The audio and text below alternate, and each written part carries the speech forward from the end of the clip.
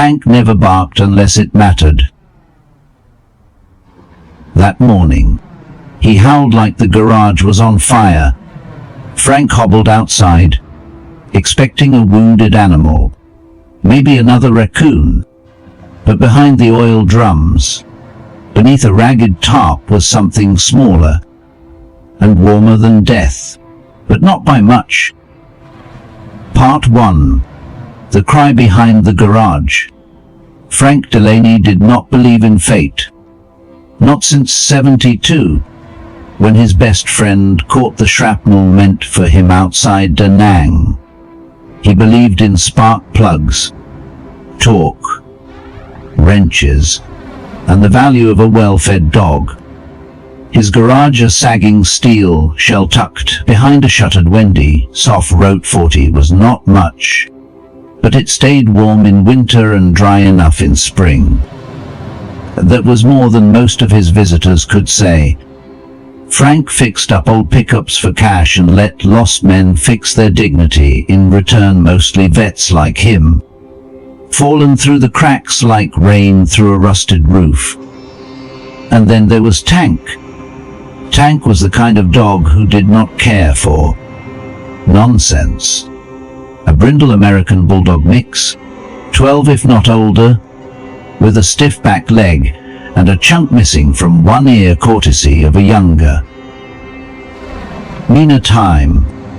He never strayed far from Frank, never begged, never whimpered. But that morning, he was howling. Frank cursed low and grabbed his flannel. Tank's bark was not panic, it was insistence. There was something in it, a timber Frank had not heard since the dog last chased off a meth head who thought the old garage looked like a good place to crash. Easy. Frank muttered, stepping through puddles of radiator water and cold October mud. Tank stood rigid by the scrap pile, tail stiff, ears half-pinned. His breath steamed in the morning chill. Frank followed his gaze to a blue crate. It was covered by a tarp, dirty, stained with oil. Slightly rocking, Frank knelt, his knees screamed, and peeled the tarp back. The first thing he saw was a foot, tiny, purple, kicking once, then going still. Jesus, he whispered. A baby, wrapped in a gas station blanket. Barely breathing, face blotched and damp. Frank did not think, he just moved. He scooped the child into his arms, old heart pounding like an out-of-sync piston. Tank whined, nudging Frank's elbow with a wet nose. He had not held anything this fragile since. Well, it did not matter now. Call 911, George asked later, peeking out from behind the garage fridge. He was one of the newer guys. Iraq vet, said about 20 words a week. Already did. Frank grunted, pacing the garage with the baby in a basket of shop rags. Sheriff's office says the system's backed up. No cars available till noon. We are an hour out. Darla short, sharp, and sleepless as ever, muttered something from the corner. She did not like Tank, said he stank like brake fluid and bad memories. Tank did mind. He lay quietly near the basket now, eyes fixed on the infant like it was his job. Looks like a girl, Frank said, running a finger along the baby's cheek. God help her. The girl stirred, coughed, cried once, a soft sound that clutched Frank's chest. He had not felt something twist like that inside him in decades. Outside, Tank sat down slowly, favoring his bad hip, and let out a long, low groan. Frank's eyes narrowed. The dog was getting slower lately. Didn't to chase birds. Slept longer. Sometimes Frank found him just staring at the wall like he was remembering something too far away. He made a note to pick up those glucosamine chews for senior dogs next time he ran into town. Maybe a liver support supplement too. Tank's appetite had not been the same. Back inside, Darla folded her arms. What were we supposed to do with a baby? Frank, this ain't a shelter. It is a dump with a coffee pot and a space heater. Frank looked down at the child again, at the way her fingers curled around a grease-stained rag like it was velvet. I guess now, he said softly, it is both. He did not expect silence to follow, but it did. Even George did not crack wise. Tank stood, creaking, and walked to the corner where the old army cot sat beneath the busted clock. He nosed the blanket there, the good one, and dragged it over to the basket. Frank blinked. Darla stared. Then, wordless, she walked over and tucked the blanket tighter around the baby's side. Her hands trembled slightly. She did not explain why. And outside, just beyond the cracked garage window, the wind shifted, carrying with it the smell of cold leaves, motor oil, and change. Part 2. Ghosts. And a name? The baby slept in a box that once held alternator belts. Frank lined it with towels, then an old denim jacket that still carried a hint of aftershave from a time when he used to care about such things. He set the boxes on his workbench under the least leaky corner of the roof. Tank nearby, chin resting on one paw, his tail thumping softly each time the baby stirred. No one said it out loud, but it was happening. They were becoming a unit. George brought over a thermos he had not touched in months and poured a cup for Frank without being asked. Darla, still trying to act like she did not care, lit a cigarette outside but never wandered far from the baby's cry range. She is not just cold, George muttered, squinting at the child. She is empty. Frank nodded. He knew that look. He would seen it in the mirror the day after Evelyn died, and again in half the men who stumbled through his shop. They all came in thinking they were broken engines. Most were just missing something. Hope, he thought suddenly. The word rang in his mind like a wrench dropped on concrete. That is what he would call her. Hope. He cleared his throat.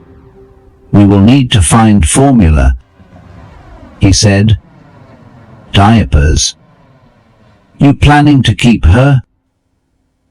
Darla asked, a bitter edge in her voice. Not mine to keep, Frank said, picking a speck of rust from his fingernail. But she is mine to care for, at least until someone else does. Tank sneezed, a wet, almost sneeze. Then he stood, wobbling slightly, and walked to the garage door. The limp in his back leg was worse today. Frank made a mental note to check the heating pad in the cot. Darla watched him go. That dog-s slowing down. She said, almost to herself, he needs rest. Frank gave her a sideways glance. Funny? You noticing? She shrugged. Just do not want him keeling over on the baby or nothing. But that night, she left a can of wet food by Tank's bed. The label read Joint Support Formula for Senior Dogs. Frank saw it. He did not say a word. Later, when the sky turned the color of brake fluid and the garage creaked with wind, George sat alone with Hope, her box perched next to a rebuilt carburetor. He whispered something in Spanish, a lullaby, maybe his voice shaking. Frank stood by the door, out of sight. He did not interrupt. Some things needed space to breathe. At midnight, the rain came hard. It drummed on the metal roof like firecrackers, rattling the old fluorescent lights. Hope whimpered, but Tank rose slow, steady and curled beside her box, his back pressed against the wood. Not tonight. Fum, Frank murmured. We are not losing anything else tonight. He grabbed a mop for the leak by the breaker panel. The last thing they needed was a fire. By morning, the rain had washed most of the rust stains off the gravel outside. Frank brewed black coffee strong enough to peel paint. Darla dug through the back closet and found a space heater that had not been used since Obama's first term. When George returned from the 7-Eleven with a can of formula and a pacifier shaped like a duck, Frank finally allowed himself a smile. It was small, crooked, but real. They gathered around the baby like she was some forgotten relic from a better world. Even Darla softened, her eyes lingering on the girl's tiny fingers grasping air. She has your frown, she muttered to Frank. He grunted. Poor kid. They all chuckled. Even Tank, who sneezed again, wagging once before collapsing with a sigh. Frank crouched beside him and ran a hand down his side. The old dog's breathing was shallow, but steady. His belly felt a little tight. You okay? He whispered. Tank looked up, blinked, then nudged Frank's hand like he always had, as if to say, "One more mile, old man. We have still got a few miles yet." Frank looked across the garage at the baby, at George quietly, humming, Adala trying not to cry while pretending to organize spark plugs by size. He realized then they were not just fixing cars anymore. They were fixing each other, but like any engine, things could seize up without warning. He just did not know yet what was waiting behind the next corner. Part 3. Shadows Under the Hood. Hope cried in her sleep again. Not loud, just enough to pull at the edges of your soul, like an old song you could not place. Frank stirred in his cot behind the shop fridge. His knees ached. His dreams had ended hours ago, long before dawn. He sat up, rubbed his eyes, and listened. Tank was already there, curled beside her box, tail twitching, ears alert despite the dark. She okay? Frank mumbled. Tank let out a low huff, his way of saying, I got it. Frank shuffled over anyway. His hand brushed Hope's tiny belly, warm. Breathing steady. He noticed something new. She held a small wrench in her fist, one of the 5x16 ones. It must be rolled off the bench. She clutched it like it was a teddy bear. He smiled. In the weeks that followed, hope grew louder, hungrier, more alive, and so did the garage. Darla cleaned up the back room, said it was for inventory, but everyone knew it was for the baby. George started humming more often, sometimes even laughing when Tank sneezed hard enough to spook himself. Frank set up a milk crate bookshelf and filled it with old Reader's Digests and Vietnam memoirs he used to avoid. But Hope did not just bring warmth. She brought ghosts. One afternoon, George froze while refilling the kerosene heater. Tank had walked up behind him silent, slow, and placed his head against George's leg. George dropped the funnel. Kerosene splashed. "I did not see him," he said through clenched teeth. "I did not see the kid until it was too late." Frank looked up from the carburetor he was cleaning. Darla paused mid-sip of her instant coffee. George's voice cracked.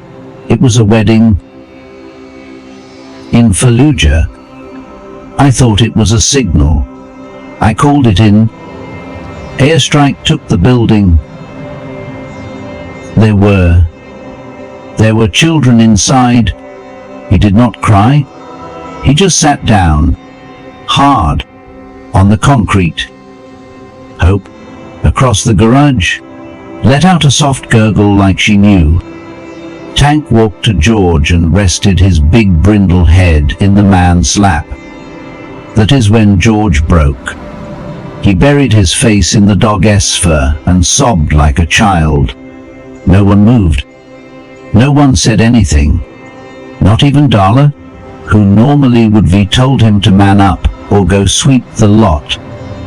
Later, Frank found her in the alley, chain smoking under a flickering light. Her jaw clenched tight. She would not look at him. "Tank's a therapy dog now," she snapped. "Maybe he can sniff out my demons too." Frank leaned against the doorframe. "He is just a dog, Darla, but he knows when someone's hurting, and he does not ask for explanations." She flicked ash into the wind. "My sister had a baby years ago, left it in a box, just like that." Frank waited. She odded a week later. Her voice was flat. "Nobody ever claimed the baby. I do not even know if it made it out of the system." Tank appeared behind them, slow, stiff, favoring his hind leg. He did not bark or whine. He just sat beside Darla and leaned slightly against her knee. She did not shove him off. Not this time. Inside the garage, Hope was starting to teethe. Frank noticed her gums were swollen and pink. She chewed on everything: a rubber hose, a shop, even Ellie's prosthetic foot cover. Tank tolerated it all. He let her crawl onto his side, tug his ears, drool into the fur of his neck. But Frank was watching him closer now. The dog was eating less. He moved slower, grunted when he stood, and winced when his belly was touched. At night, Frank heard him pacing, restless, like something inside him was unraveling. He scribbled "check liver enzyme panel" on a scrap of cardboard taped above the tool rack. He also circled a date on the calendar: vet clinic next Friday. Tank did not complain. He just kept watch. One morning, Ellie rolled into the garage with a toy piano balanced on his lap. "Found this in a junk pile behind the dollar store," he said. Still works. Maybe Hope can bang on it. Hope did more than bang. She tapped with rhythm, shrieked with delight, and leaned into the keys like she knew what music was. Tankwog once, then twice.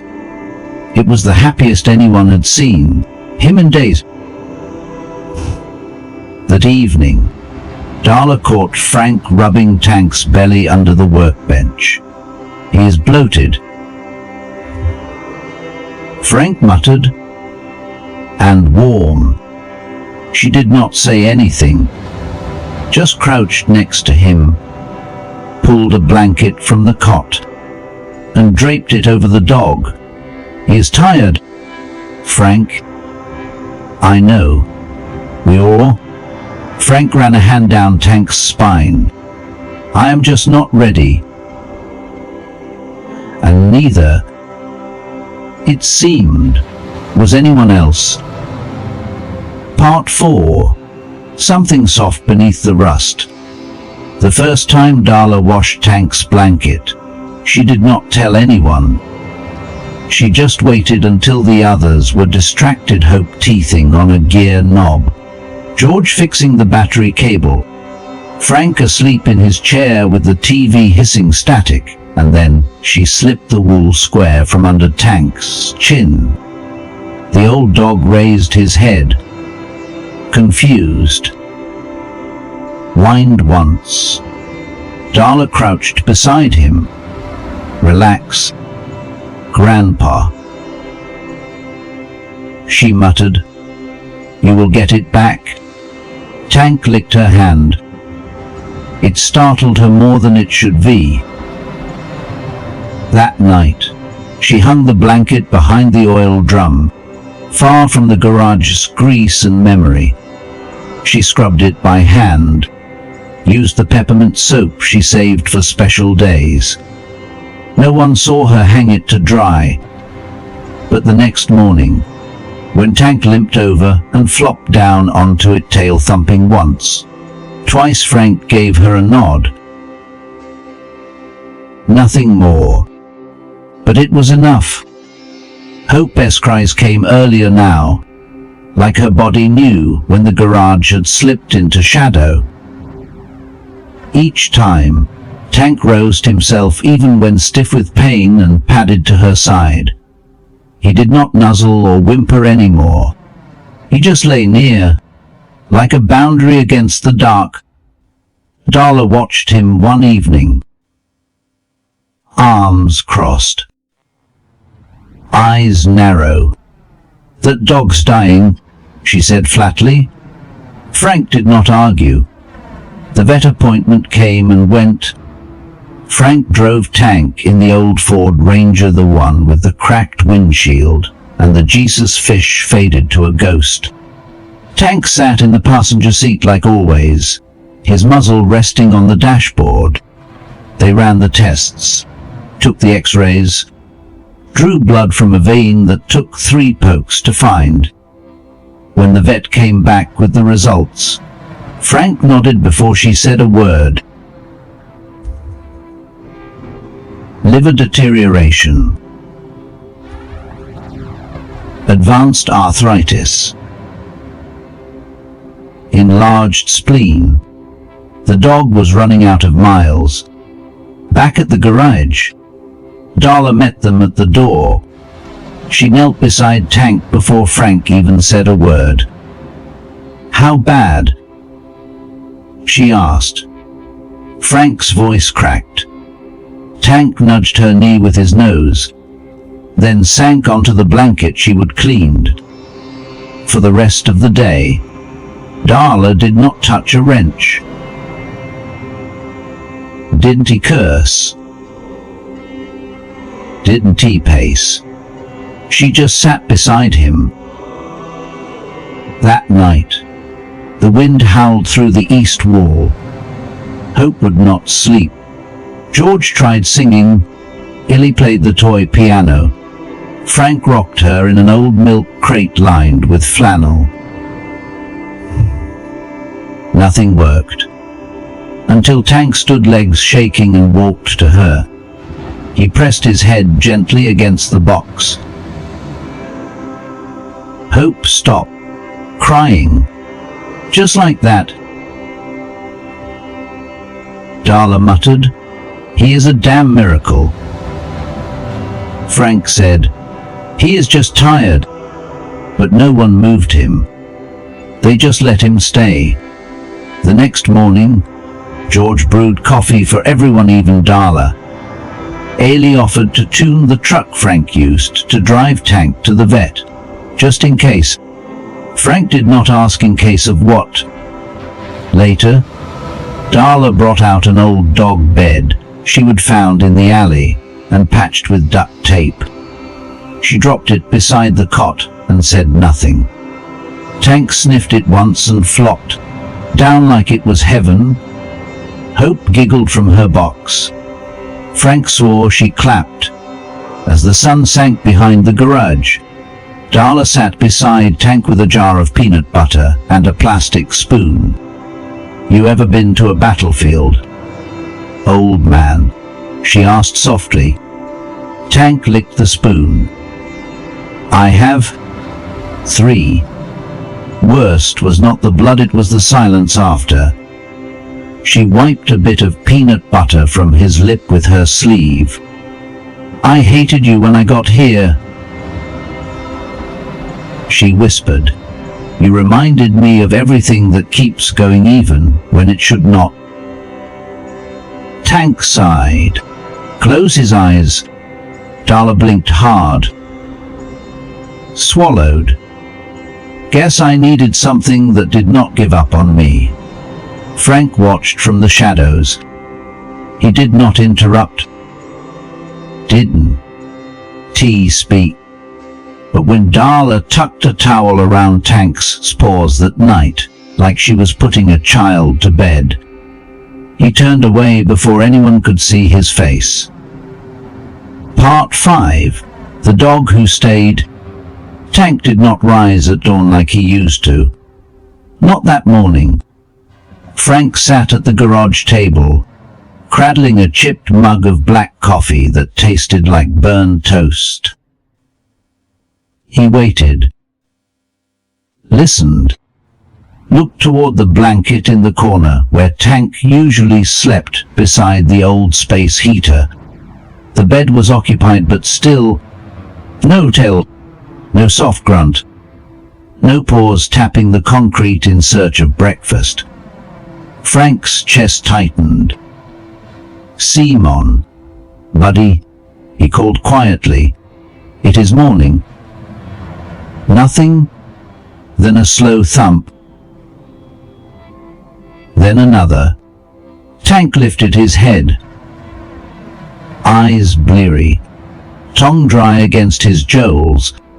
He tried to stand. His back legs gave out. Frank was on his knees in an instant, arms under the dog's chest, hoisting gently. Tank whimpered, just once more embarrassment than pain. "You are okay." Frank whispered, "You are okay." By noon, Tank had made it to the workbench, one stiff leg at a time. Hope was napping nearby in her crate, tiny fists still clenching the rubber torque wrench like it was sacred. Tank settled beside her. Frank noticed Darla slipping a heating pad under his belly. "You plug it in?" She nodded. Low setting. Frank gave her shoulder a squeeze. That was all the thanks she needed. Later that evening, George was gone.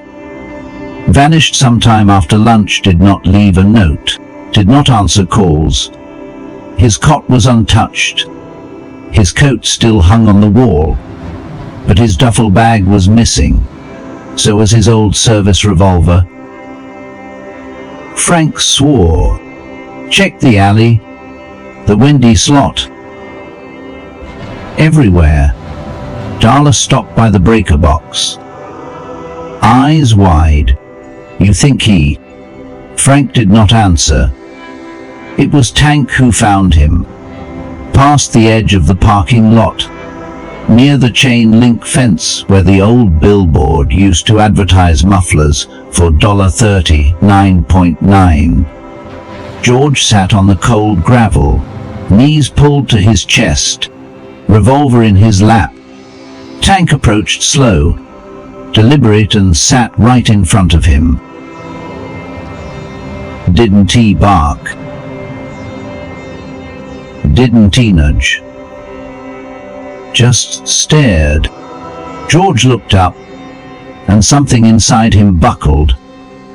He dropped the revolver into the dirt and buried his face into the dog's neck. Tank did not move. Didn't he flinch? Just let himself be held. Frank arrived a few minutes later. He did not yell. Didn't demand answers. He sat beside George, knees cracking, and picked up the gun. "Let us go home," he said. And that was that. Back in the garage, Hope was fussing. Darla rocked her gently, humming a broken tune. Illy stood by the door, prosthetic legs squeaking as he shifted. When Frank and George returned, George's face was streaked with dirt and tears. His hands trembled, but he walked in on his own. Tank collapsed near Hope's crate with a heavy sigh. Breathing labored, Darla dropped to the floor beside him, stroking his flank. "Good boy," she whispered. "Damn good boy," Frank added, crouching with a warm cloth to wipe the gravel from Tank's paws. That night, the garage was quiet. No engines turned, no tools clanked. Just wind, the soft whir of the space heater, and Tank's breathing slow, uneven, but still going. George lit a candle beside the cot. Illy carved a bone-shaped tag out of old steel. He etched one word into it: Guardian. Darla hung it above Tank's bed. Nobody said it aloud, but they all knew. The dog had not just saved George. He had saved all of them, and he was running out of time. Part 6. The woman at the door. The knock came on a Sunday morning, the kind of cold, brittle morning where sound carried like it had bones. 3 short raps. Hesitant. Then silence. Frank looked up from Hope's bottle. Tank did not bark. He had not barked in days, but he opened one eye and let out a tired growl from deep in his chest, not anger, just warning. Frank stood slowly, joints clicking, and opened the door. She stood there in a long brown coat, frayed at the sleeves. Wind tangled her black hair. Her cheeks were raw, eyes red-rimmed, too clear for comfort, locked onto Hope's grate across the room. "I think she is mine," the woman said. The room went still. Darla stood mid-step, clutching a wrench. George looked up from the coffee pot, hands frozen mid-pour. Even Ellie, sanding down a piece of scrap wood, let the block drop. Frank did not blink. "You would better explain that," he said. Her name was Mara Hale. 24. Said she would been sleeping in a shelter outside Dayton. Said she would given birth in the back of a stranger's van. Said the father had left the same day. Said she panicked. That she left the baby behind the only building that looked like someone might care. Came back 2 hours later. she whispered, eyes never leaving Hope. You were already holding her. I could not face it. No one spoke. Tank tried to rise. Failed. His legs trembled. Frank knelt beside him, helped him up, and carried him to the workbench. Mara watched.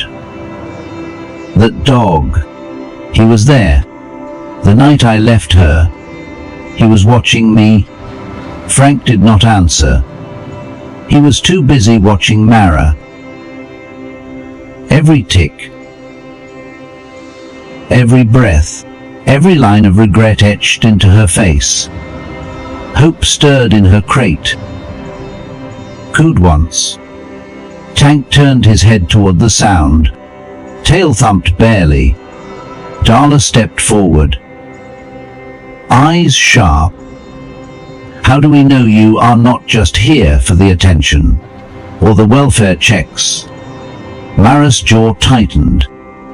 I am not here to take her, she said. I needed to see that she was okay. Darla narrowed her eyes. That is not how parenting works. Frank held up a hand. Enough. He turned to Mara. You said she is yours. You got anything to prove that?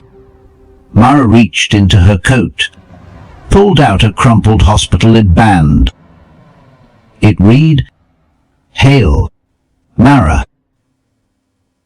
Female infant. 5 pounds. 9 ounces. The date matched.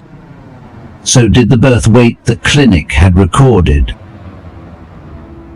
Frank sighed, deep and heavy. That night, Mara stayed. Not inside, she refused, but in the Ranger, parked just outside the bay doors. Frank gave her 2 blankets, a thermos of coffee, and a dog-eared copy of Mice and Men. She never opened the book. She just stared through the windshield at the light coming from inside, at Hope's faint silhouette in her crate. Darla paced. She leaves her baby in a crate like trash, and we just let her camp in our parking lot.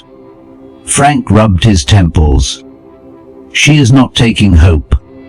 Then why let her stay? Frank looked over at Tank. The old dog was curled beside Hope again, chest rising slow, eyes watery.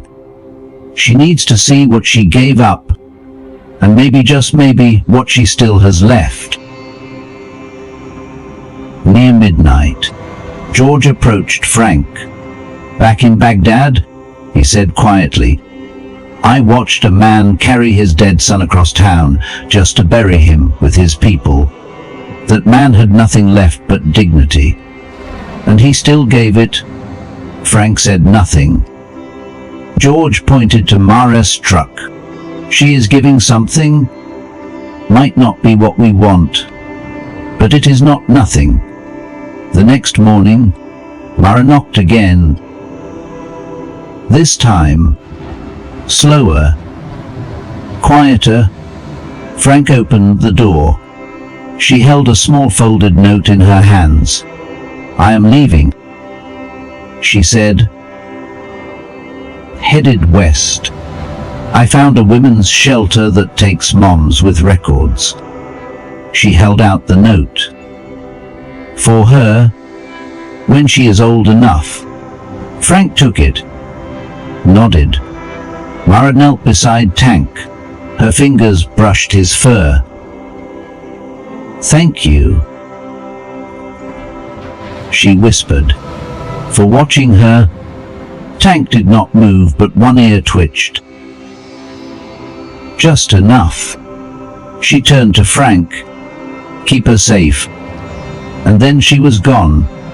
Inside the garage, Darla took the note and slid it into the back of Mice and Men. Frank sat beside Tank, brushing flakes of sleep from the old dog's eyes. She gave her up twice, Darla said softly. Frank replied, "She gave her up once, and then she gave her back." Hope giggled from her crate. "Tank wobbed just once, but it was enough." Part 7. Paperwork and paw prints. The envelope arrived on a Thursday. Thick, white, stamped Department of Veterans Affairs. Frank held it like it was ticking. Darla hovered by the breaker box, pretending to organize fuse labels. George paced near the back sink. Illy stopped sanding and waited, arms folded. Frank peeled it open with the corner of a wrench, read it once, then again. Slower, he looked up, face unreadable. "We are in," he said.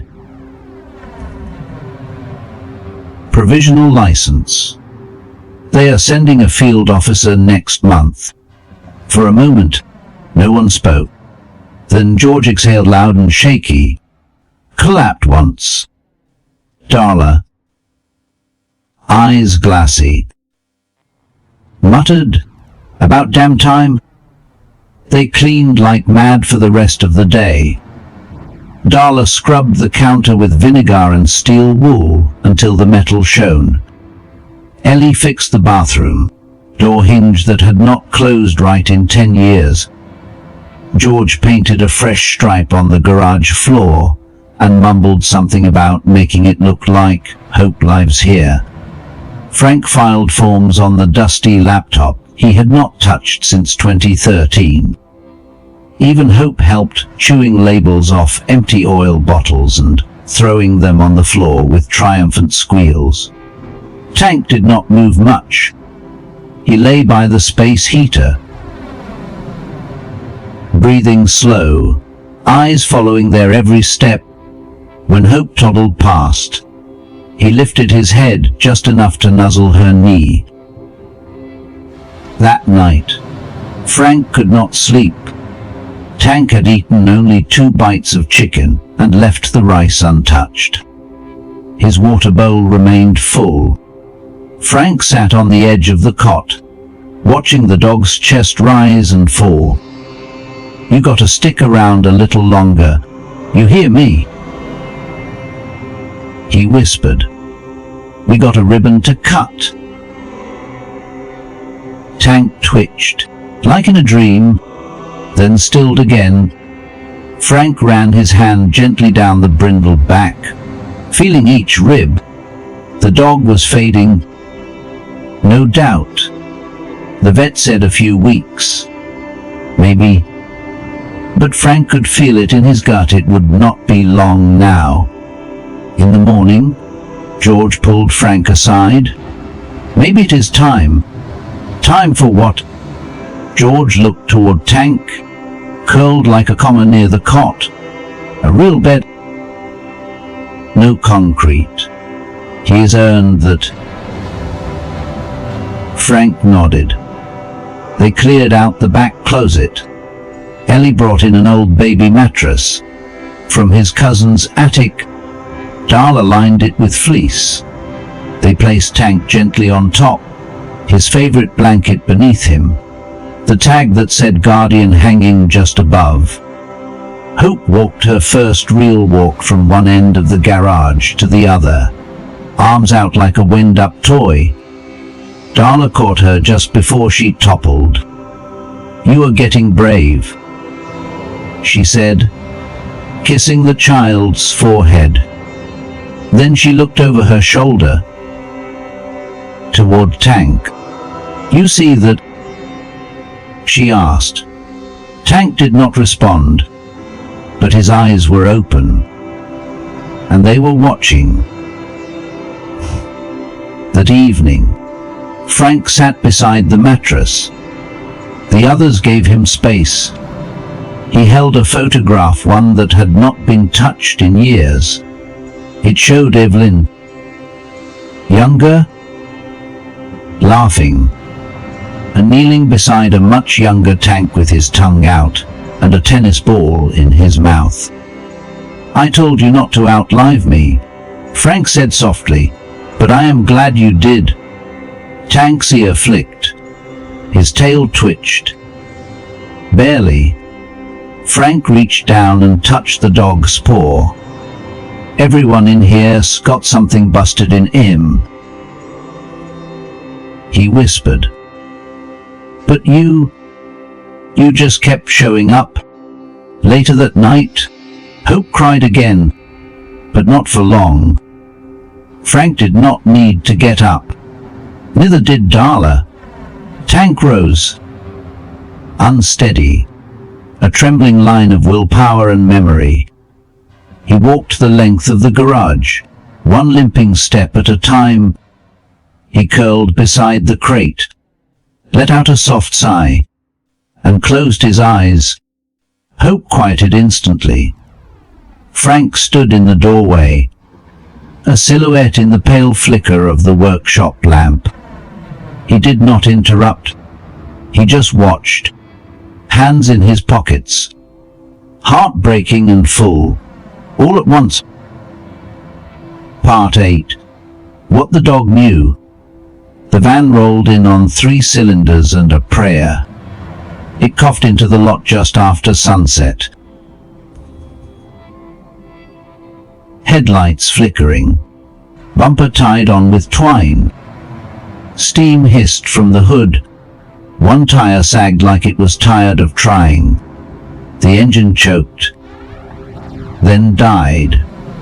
Frank wiped his hands on a shop rag and stepped outside.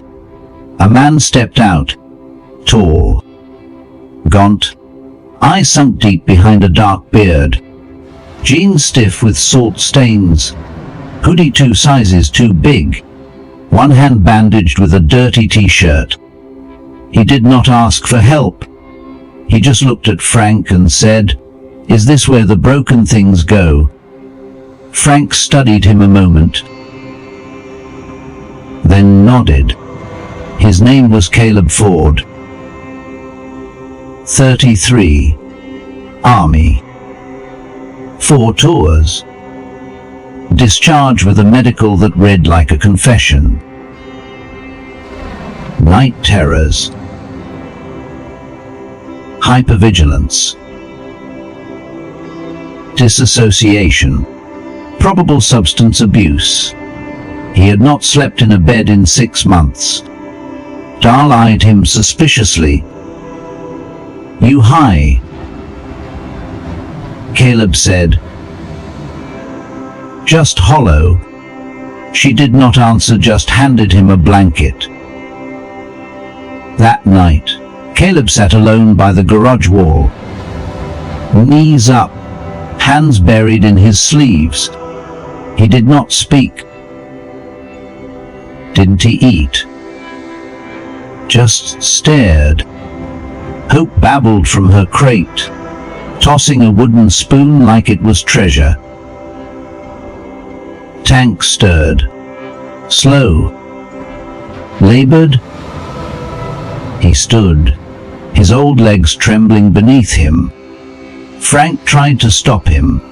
"Easy. You do not need to." But Tank moved forward anyway, across the cold concrete. Step by step, he stopped in front of Caleb, sat down hard. The 2 locked eyes. Caleb did not move. Tank leaned in, pressed his nose against Caleb's scarred wrist, then rested his head on the man's lap. Caleb stiffened. Then, barely, slowly his fingers curled into the dog's fur. He did not cry. Didn't he speak? But he did not move for an hour. Frank pulled Darla aside. That dog is doing more for him than any Vale form ever could. Darla nodded. Tank knows who is hurting. He always has. Frank's throat tightened. He is still trying to fix people. Over the next 2 days, Caleb remained quiet but different. He cleaned without being asked, replaced 2 spark plugs with hands that shook but remembered. He built Hope a toy truck from scrap metal and bottle caps. She smashed it with glee, and every night he slept beside Tank, not on the cot, on the floor, back to back, like soldiers in a foxhole. On the 3rd night, it rained. Hard, cold, the kind of rain that seeps into joints and memory. Frank found Caleb standing in the alley, barefoot, shirt soaked through. His hands trembled. "Do you hear it?" Caleb whispered. "Hear what?" "The screaming. The kids. The goats. I can tell the difference anymore." Frank did not flinch. He just laid a hand on Caleb's shoulder. "They are not here," he said. Caleb blinked hard. "I thought I left them there, but they came home with me." Tank emerged from the darkness, wet, limping, but there. He nudged Caleb's leg, then leaned into him with all he had left. Caleb knelt and pressed his forehead against the dog's. "I am still here," he whispered. Tank did not answer, just stayed. Back inside, Frank dried the old dog with a towel. Darla wrapped a heating pad around his belly. Ellie placed a hot water bottle near his back legs. Tank shivered, but did not whine. Just watched Hope sleep, and Caleb breathe. Later, Frank sat beside Darla, sipping lukewarm coffee. "He is burning out," she said. "Yeah, still saving people." Frank stared at the flickering light above the cot. He always was the best of us. Outside, the van still sat dead in the lot. But inside, something was running again quietly, steadily, and Tank, barely breathing, was still holding it all together. Part 9. The letter and the blanket. The envelope was thinner this time. Plain. Crisp. Government seal in the corner. Frank did not open it at the table, or in the garage. He stood outside by the old payphone pole, where Tank used to bark at squirrels, and tore it open with a calloused thumb. Approved. Effective immediately. The garage was now a certified transitional recovery center for veterans. No fanfare. No ribbon. Just black ink on white paper. Frank read the words twice, then folded the letter neatly and tucked it into his back pocket. Inside, Hope was learning how to stack spark plugs. George cheered when she got to 5. Darla rolled her eyes and muttered, "Genius." Obviously, Ellie was setting up the wall shelf for donated boots and coats. Caleb sorted canned food by expiration date. Everything felt alive, except Tank. He had not stood in 2 days.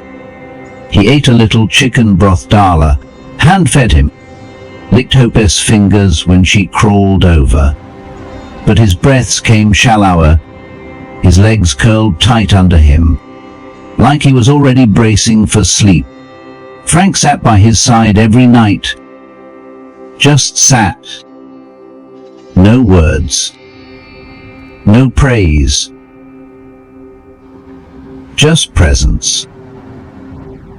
That night, after lights out, Frank called everyone into the center of the garage. Hope lay asleep on Ellie's cot. Tank rested nearby on his blanket, eyes half closed, but still watching. Frank cleared his throat. They said yes. The Vale.